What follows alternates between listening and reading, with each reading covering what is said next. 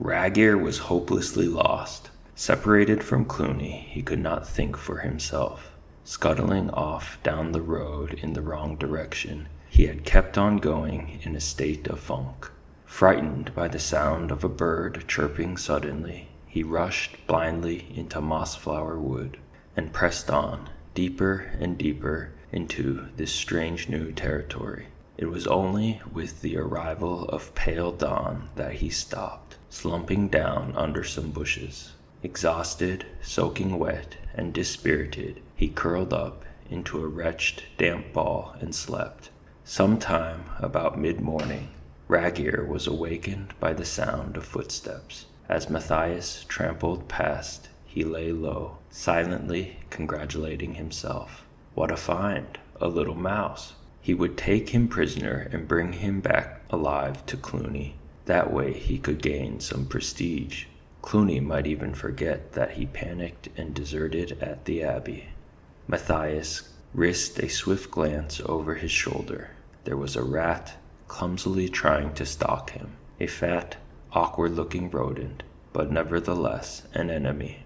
The young mouse strode onwards, his mind working coolly and without fear, confident that he could handle the situation. Breaking twigs underfoot, stumbling ineptly from tree to tree, Ragear watched the mouse and fantasized. There was 6 of them, Chief. They surrounded me, but I fought like a devil. Then I says to meself, Ragear, says I, you'd better capture this last one and fetch him back for the chief to question. Then Clooney'll say to me, Ragear, good old Ragear, I knew I could depend on you. Why'd you suppose I took you along in the first place? Mange fur, bring food and wine for my old pal, Ragear the brave.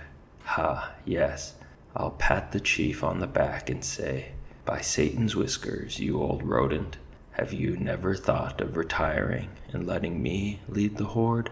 Why, with a gallant warrior like me, thwack! A long, whippy larch branch sprang forward suddenly. It crashed into Ragear's head, poleaxing him. Matthias stepped out of hiding, rubbing his hands. It had been a strain holding the branch back for so long.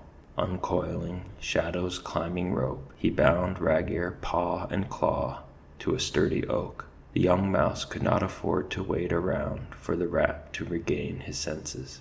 There was still a deal of traveling to be done. He pressed onwards, leaving his senseless enemy bound to the tree. The rain stopped. Within minutes, the hot June sun burst down on Mossflower, as if in apology for its absence. Clouds of steaming mist arose from the woodland floor, mingling with the golden shafts slanting down through the trees. The birds began singing. Each flower and blade of grass was decked out in jeweled pendantry with necklaces of sparkling raindrops. The sudden warmth flooded over Matthias, cheering him onwards. Humming a tune beneath his breath, he strode out with a will, almost breaking from the cover of the trees, straight out into the flat meadowland. He checked himself just in time. Directly ahead lay a vast overgrown area, which was neither pasture nor meadow. It was the common land that had once belonged within the curtilage of St. Ninian's.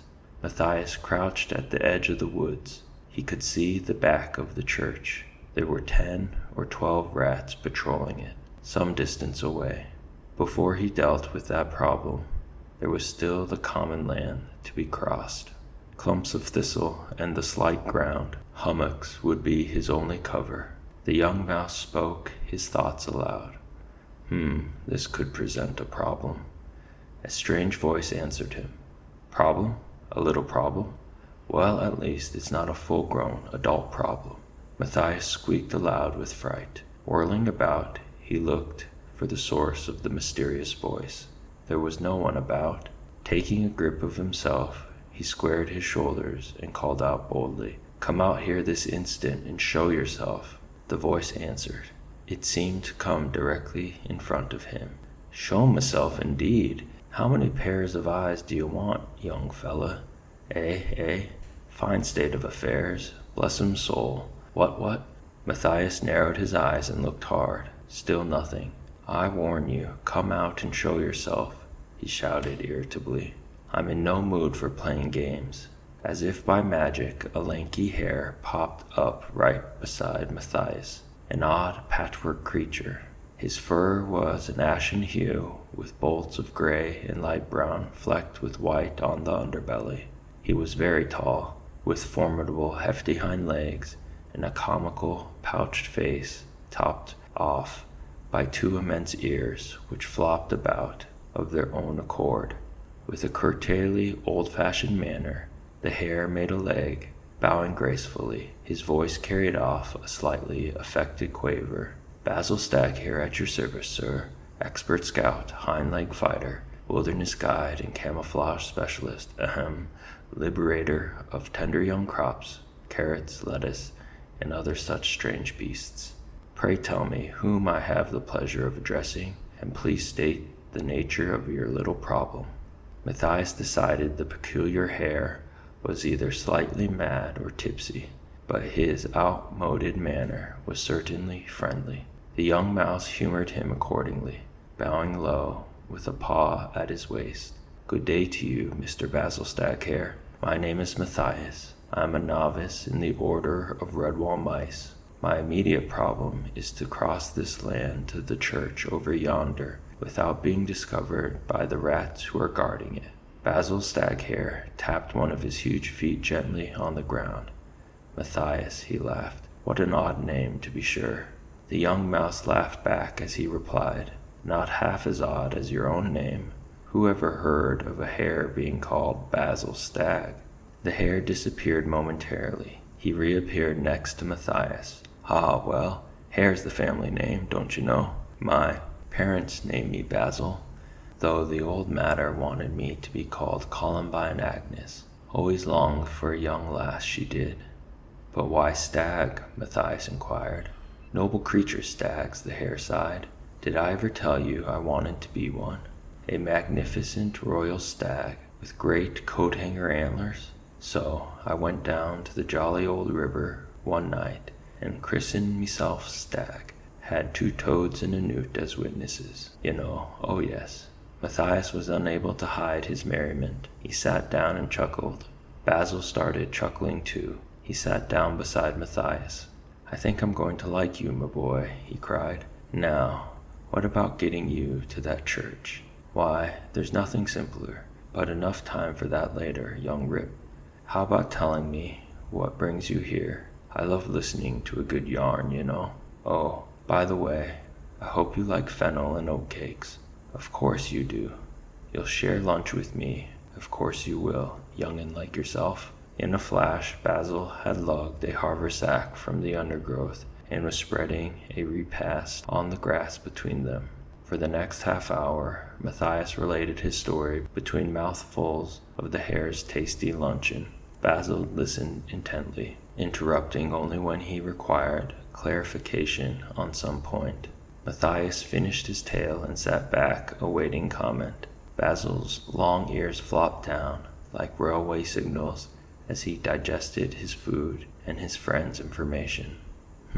Rats. I knew they'd come eventually, through intelligence on me grapevine, you know.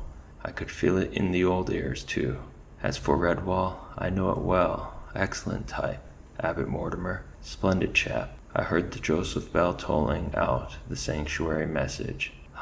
Even had some cheeky old hedgehog telling me to run for it. Couldn't go, of course. Dear me, no. That'd never do. Chap deserting his post. A bit of a bad show. What? I prefer me own company, you know. Present company accepted, of course. Oh, of course, Matthias agreed. He had taken enormously to the hare. Basil sprang up in a smart military fashion and saluted. Right, first things first. Must get you across to the church, young feller, me mouse. I say, that green thingamajig you're wearing. Habit, isn't it? Capital camouflage. You just try lying down anywhere in the shadows. Believe you me, you'd have trouble finding yourself. Top hole cover, absolutely. Basil stopped and ruminated for a moment. His ears lay flat, stood up, then pointed in opposite directions. He continued, "Now, when you've liberated your bit of tapestry or whatever, make straight back across the common. I'll be waiting, never fear." "Good. Well, come on, young bucko. We can't sit here all day like two fat rabbits at a celery chew. Up and at 'em, quick's the word, and sharp's the action. Nip about a bit, young'un." Again Basil vanished, only to reappear some 3 yards out on the common. "Come on, Matthias. Tack to the left and wheel to the right. Bob and weave, duck and wriggle. Look, it's easy." Matthias hurried to follow, keeping in mind Basil's instructions. Surprisingly, they seemed to work perfectly, and before long the two friends had covered nearly 3/4 of the common land. Matthias could even count the whiskers on some of the rats. He covered his mouth with a paw to stifle a giggle. "It's really very simple, isn't it, Basil? How am I doing?" The hare bobbed up beside him. "Capital, bung-ho, like a duck to water, young feller. Flop me ears if you aren't the best pupil I've ever had. By the way, is there anything I can do to help?" Matthias stopped and looked serious. "Yes, there is, Basil, but I feel reluctant to ask you to involve yourself in my fight." Basil Hare snorted. "Rubbish! My fight indeed. Did you fondly imagine that I'd sit there munching at the old nosebag while some great ugly rodent and his band of yahoos run about conquering my countryside? Huh! Never let it be said in the mess that Basil Staghare was backward in coming forward. Ask away, Matthias, you young curmudgeon." The hare puffed out his narrow chest and stood with a paw on his heart, his eyes closed and his ears standing straight up. He awaited orders. The young mouse, hiding a smile at Basil's noble pose, said admiringly, "Oh, Mr. Hare, you do look heroic standing like that. Thank you." Basil opened one eye to look at himself. Yes, he did look rather gallant, a bit like the monarch of the glen or the stag at eve. Not that a young mouse would understand anything of that nature.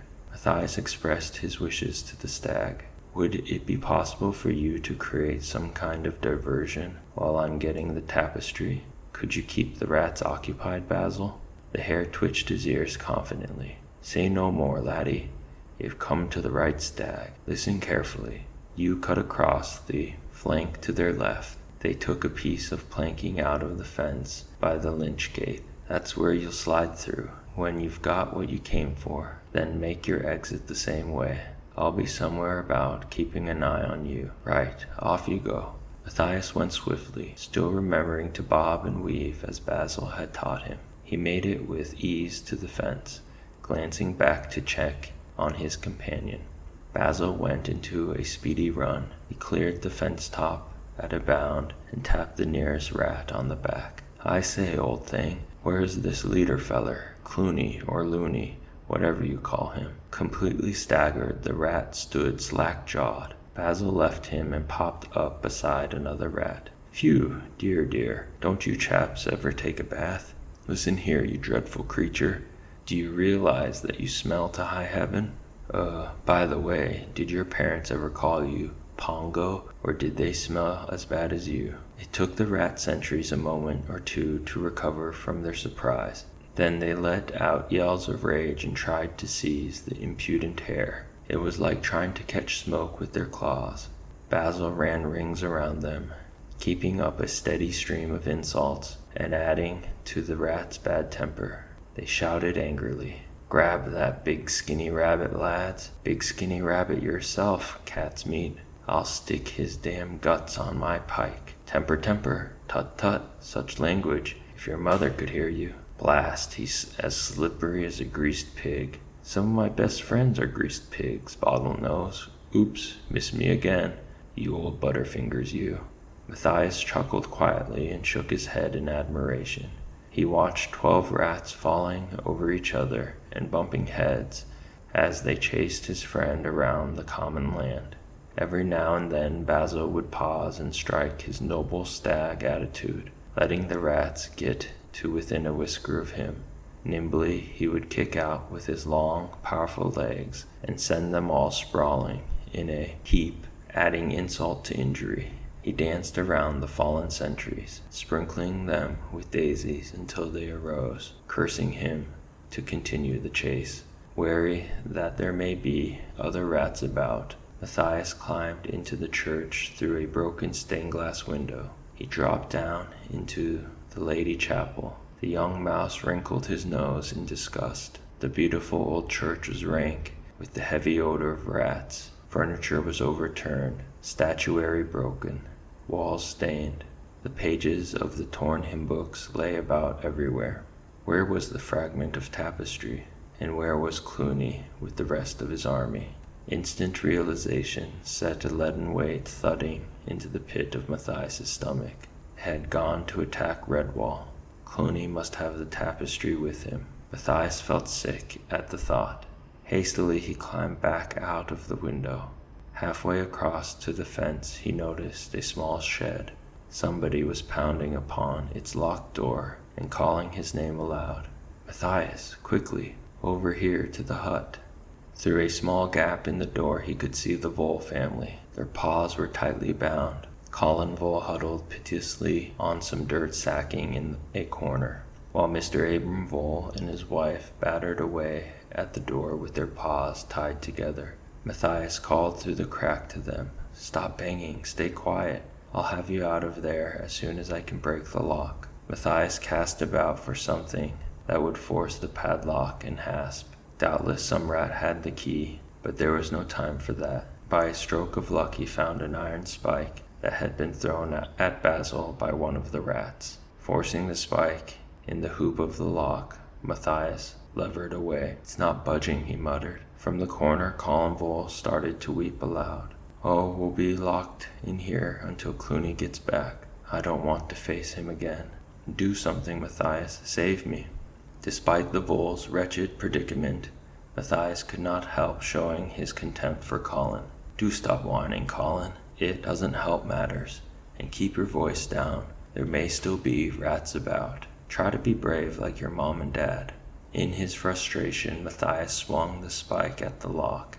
It bounced off, lodging deep between the hasp and the woodwork. He grunted in exasperation, pulling it savagely toward himself to loosen it. Taken off balance, he went head over tail.